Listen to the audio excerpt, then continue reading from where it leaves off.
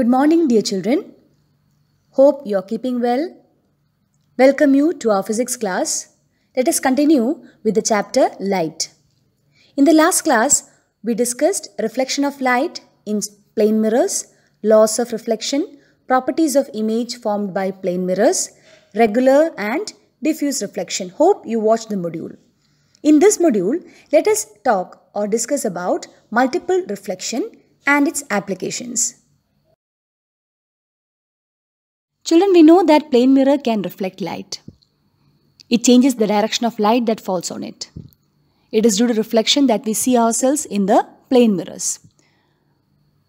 But can the reflected rays be further reflected if incident on another mirror? Do you have any such experiences where you have seen your multiple images? Take the example here.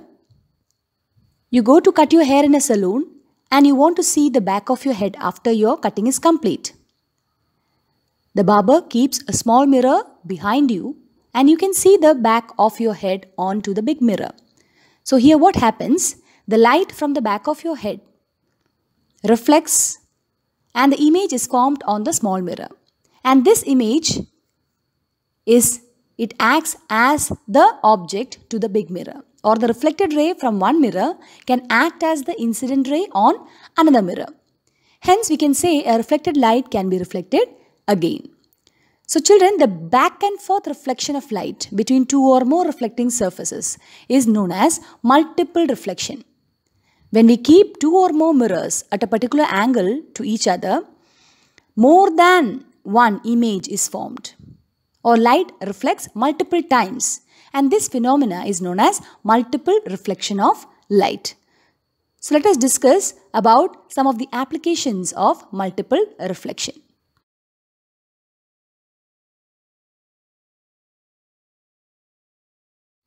Periscope. Children, hope you have studied about periscope. It is one of the applications, or it's an instrument that works under the principle of multiple reflection of light. So a periscope is a long tubular device through which a person can see things which are not in direct line of sight. So in a periscope, two plane mirrors are placed parallel to each other. You can see at an angle of 45 degrees. So the image of one mirror is reflected to the other mirror and hence we are able to see the image. And they are used, we know that they have many uses. Some of the uses they are used in submarines, tanks, and also by soldiers in bunkers to see the things outside.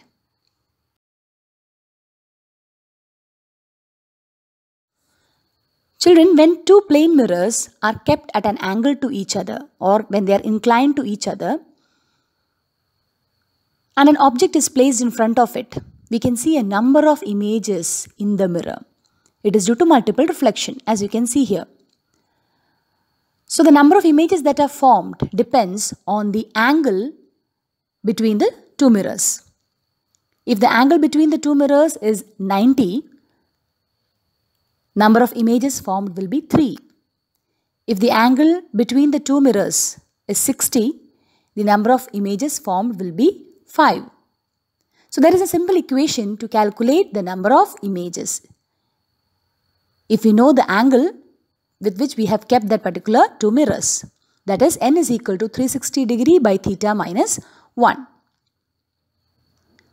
If the angle between the two mirrors is 0, that means if we keep the two mirrors parallel to each other, that means angle between them is 0, what will be the number of images? Let us understand it through the video.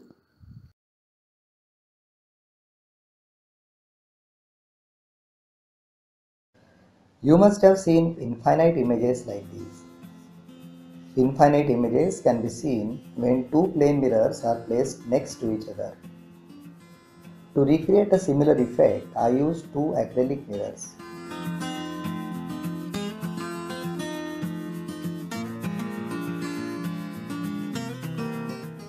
When connected and placed at an angle in front of an object, many images can be seen. Number of images formed depends on the angle between two plane mirrors. Number of images are derived with the formula where theta is the angle between the mirrors. If the angle between the mirror is finally decreased to 0, infinite images are possible. We'll have to place the mirrors parallel to each other. I made a small hole by inserting heated rod at the center of one acrylic mirror.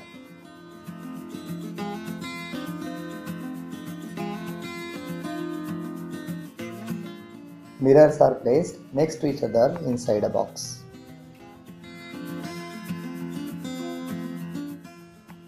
Let us place a candle inside and watch it from the hole. I can also place my mobile camera and capture the view inside.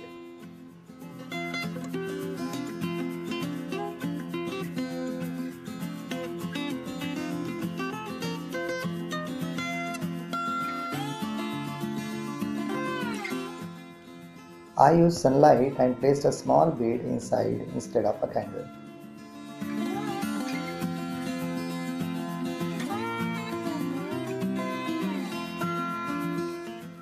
Try with more candles or make 2 holes and see how the images are seen with both eyes.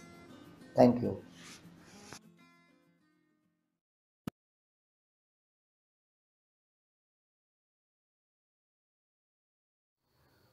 Hope children you understood the activity.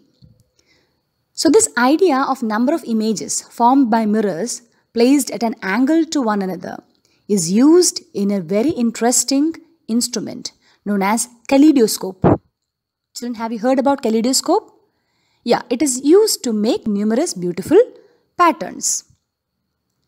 Let us understand its construction, its working through this particular video. She can't even count them. Hey, Tina, I have a surprise for you. A kaleidoscope. That's so cool. Look at all those beautiful patterns. Aren't you curious about how all those lovely patterns are formed? Is it due to reflection of light? Well, yes. But a kaleidoscope goes a step further. It works on the principle of multiple reflections. Oh, how's that? Well, you can see innumerable reflections of yourself in these mirrored walls, right? A kaleidoscope utilizes the same phenomenon. Multiple images are a result of multiple reflections. That is, light rays are reflected many times across a set of mirrors. Some other examples of multiple reflections are found in mirror maze, saloon, periscope. I'd sure like to see how my kaleidoscope works. Well, let me show you through an activity. Let's take 2 plane mirrors and fix them in such a way that their edges form an angle of 90 degrees. Now place a small shell between the mirrors. What do you observe? I can see a total of 4 shells.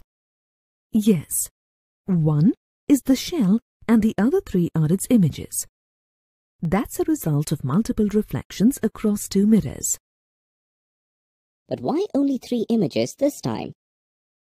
The number of images depends on the angle between the mirrors. The greater the angle between the mirrors, the lesser the number of images formed. Therefore, infinite images are formed when mirrors are kept parallel. Now let's see how this works in a kaleidoscope. You need 3 rectangular strips of mirror, each around 20 centimeters in length and 5 centimeters wide, a circular cardboard, a circular piece of ground glass, a plain glass disc, adhesive tape, chart paper, and some pieces of small colored glass. Okay, we've got everything. Now what? Join the 3 strips of mirror to form a triangle and fix them using the adhesive tape. Fix the mirrors into a circular tube made from the chart paper. Close one end of the tube with a cardboard disc which has a hole in the middle. Paste a transparent paper on the disc. Invert the circular tube. On the other end, fix the plain glass disc and put colored pieces on it. Then, close the end with the ground glass. The glass pieces should be small enough to move between the plain and the ground glass discs. Now, look through the hole on the cardboard disc. Oh wow! It works! I can see so many colorful patterns every time I turn the tube. Hey, it's drizzling! And look, a rainbow! Isn't it beautiful? Yes, the formation of a rainbow is a natural phenomenon. It occurs due to the dispersion of light. You know that sunlight, which is white, consists of 7 colors. Yes, I know. We refer to the colors in the rainbow as Vibgyor. That's right. We can reproduce a rainbow by passing a beam of light through a prism. You'll learn more about rainbows and dispersion of light in higher classes. So children, what is a kaleidoscope? It's also an instrument that works under the principle of multiple reflection of light. So the idea of number of images formed by mirrors placed at an angle to one another is used in a kaleidoscope. Why? To make numerous beautiful patterns. How it is made? It is made by joining 3 plain mirror strips at an angle of 60 degrees such that the colored object placed in it forms beautiful hexagonal patterns. And an interesting feature of a kaleidoscope is that you will never see the same pattern again. So, the designers of wallpapers and fabrics and artists use kaleidoscope to get ideas for new patterns.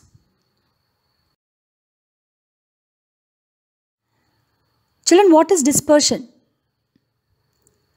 When light enters into a glass prism, it splits into its component colors. And this phenomena of light is known as dispersion. So how do we define dispersion? The splitting of light into its constituent colors is known as dispersion. A rainbow, it's a natural phenomena showing dispersion.